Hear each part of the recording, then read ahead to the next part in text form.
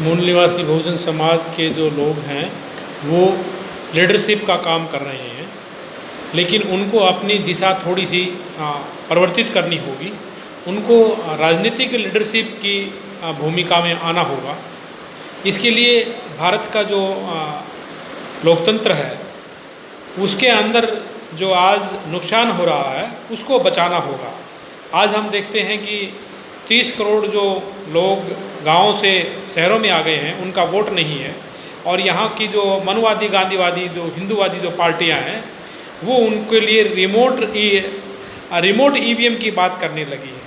लेकिन बहुजन समाज के जो नेता हैं इसके ऊपर अपनी कोई प्रतिक्रिया नहीं देना चाहते हैं, कोई प्रतिक्रिया नहीं दे रहे हैं। वो ये नहीं कह रहे हैं कि जो लोग जहाँ रहते हैं वहाँ पर वो वोट डालें, क्योंकि इन्हीं जो भारतीय शरणार्थियों का जो है बड़े बड़े मेट्रोपॉलिटन सिटीज़ हैं, दिल्ली है, मुंबई है, मद्रास है, वहाँ पर वो लोग रहते हैं, वहाँ किराया देते हैं, वहाँ काम करते हैं और वहाँ पर उनका तेल निकलता है, लेकिन वहाँ पर उनको वोट नहीं डालने दिया जाता। तो की बात को कौन उठाएगा? ये बात मूल निवासी बहुजन समाज के नेताओं को उठानी होगी। इस समाज के अंदर जिन लोगों ने पार्टियाँ बनानी, पार्टी अध्यक्षों को इस बात को उठाना होगा। आज यही कारण है कि जो आधार कार्ड है वो पैन कार्ड से जुड़ गया है और सरकार ने इसके लिए 10,000 की पेनल्टी लगाई। लेकिन भारत का जो निष्पक्ष, निर्भीक और स्वतंत्र जो चुनाव आयोग है वो ये घोषणा नहीं कर सकता कि जो आधार कार्ड को वोट कार्ड से नहीं जोड़ेगा, वोटर कार्ड से नहीं जोड़ेगा, उसको 10,000 की पेनल्टी लगेगी। उसकी टट्टी निकलती है। क्यों? क्योंकि वो चोर यहाँ पर सब लोगों का वोट सुरक्षित करना नहीं चाहता। और भारत के अंदर जो बहुजन नेता हैं उनकी क्वालिटी भी नहीं है। वो भी इस चीज़ को नहीं उठा रहे कि भाई तुम वोट को आधार कार्ड से जोड़ो और सब लोगों का वोट सुरक्षित करो।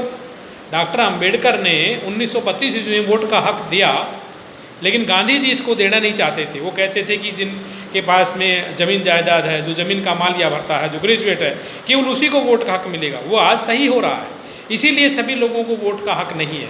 आज आधार कार्ड को हर रोज़ पूछा जाता है, हर जगह पूछा जाता है, लेकिन वोटर कार्ड को कोई नहीं पूछता है और वोटर कार्ड डुप्लीकेट बनते हैं। लेकिन भारत के अंदर नेताओं का जो चरित्र है, यहाँ पर अधिकारियों का जो चरित्र है वो इतना गिर गया है कि वो ये जो वोटों की जो चोरी है इसके ऊपर कोई भी बंदोबस्त नहीं करना, इसको रोकना नहीं चाहते हैं। तो ये बहुजनों को करना चाहिए। बहुजनों को गुमराही के कार्य जो रास्ता है वो छोड़ करके सकारात्मक भूमिका में आना होगा, नेतृत्व को करना होगा। इस देश के अंदर बैलेट से चुनाव नहीं होता है। वैसे तो हर चीज़ के अंदर, हर बात के अंदर अमेरिका की पूंछ पकड़ते हैं, इंग्लैंड की पूंछ पकड़ते हैं, जापान की पूंछ पकड़ते हैं, लेकिन जब कहा जाए कि भी बैलेट से चुनाव करा लो उनकी तरह, तो इनका पेशाब निकलता है, इनकी पैंट गिल्ली हो जाती है। आज वैसे तो भारत माता की जय हो और वंदे मातरम के नारे लगाए जाते हैं, लेकिन महिलाओं को कहो कि भाई जैसे कि सभी देशों के अंदर, चीन में है, अमेरिका में है, इंग्लैंड में है, वहाँ पर महिलाओं के लिए निश्चित भागीदारी है। तो भारत के अंदर भी लोकल बॉडी से ऊपर उठा करके विधानसभा और लोकसभा में भी उनकी भागीदारी कर दो, लेकिन कोई नहीं करेगा। यहाँ तक कि महिलाएं भी इस चीज़ को नहीं उठाएंगी। महिलाओं को तो केवल ब्यूटी पाउडर और ये रंग पाउडर और दूसरी चीज़ों तक ही सीमित कर दिया। वो अपने अधिकारों के लिए जागरूक नहीं है या फिर उनको चुप कर दिया जाता है, चाहे वो किसी भी समाज की महिला हो। भारत के अंदर आज जो बहुजन समाज के जो लोग हैं वो आज काफ़ी पार्टियां बना चुके हैं और काफ़ी पार्टियां बनाने के बाद में आज उनको जनरल जो सीटें हैं नज़र आने लगी है। ये अच्छी बात है कि बहुजन समाज के लोगों को अपने आप को जनरल सीटों पर तैयार करना चाहिए।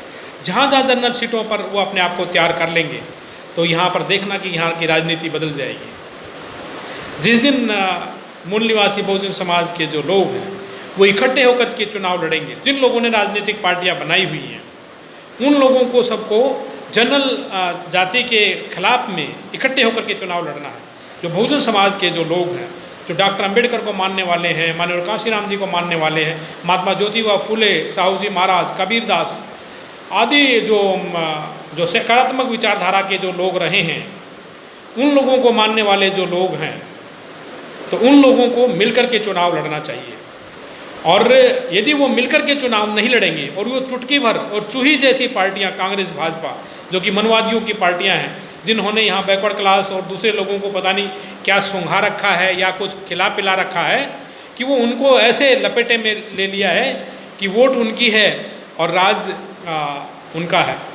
माननीय कांशीराम जी का कहना कि भाई वोट हमारा राज तुम्हारा, नहीं चलेगा नहीं चलेगा, ये व्यवहारिकता से अब लागू होना चाहिए। तो इसके लिए ज़रूरी है कि जितनी भी राजनीतिक पार्टियां हैं बहुजन समाज के अंदर, उनके नेताओं को आगे आकर के हर सीट के ऊपर आपस में तालमेल बनाना होगा और चूही जैसी गांधीवादी, हिंदूवादी, मनुवादी जो पार्टियां हैं उनको हराना होगा। और इस देश के अंदर विशेषकर जो जनरल की जो सीटें हैं उनके ऊपर टफ कंपटीशन देना होगा। अपना बूथ का जो संगठन है उसको मजबूत करना होगा। बूथ की जो तैयारी जो है रैली से बड़ी होनी चाहिए। जिस दिन बूथ की तैयारी रैली से बड़ी हो जाएगी तो ये जो लोग जो डाइवर्जन का जो काम करते हैं, लोगों को जाति और धर्म में उलझा करके इस देश की शासन सत्ता पर बैठे हुए हैं, ये ऐसा नहीं कर पाएंगे। तो मैंने काफ़ी महत्वपूर्ण बातें बताई हैं और ये लोग नहीं चाहते कि यहाँ पर जो विधानसभा और लोकसभा की सीटें बढ़े, डॉक्टरों की सीटें बढ़े, इंजीनियरों की सीटें, इंजीनियरिंग कॉलेज के अंदर सीटें बढ़े। क्यों? क्योंकि इस देश के अंदर लोग जो पढ़े लिखे लोग हैं उनकी हत्याएं चाहते हैं। वो चाहते हैं कि आत्महत्याएं करते रहें, या फिर इनके जो प्राइवेट जो कोचिंग सेंटर हैं वो अच्छे से चले, क्योंकि उनके अंदर ये पेपर लीक करा लेते हैं और अपने बच्चों को पास करा करके उनको डॉक्टरी कराते हैं। आज देश के अंदर ऐसा जो हो रहा है ये गलत हो रहा है और भारत के अंदर आगे आकर के अपना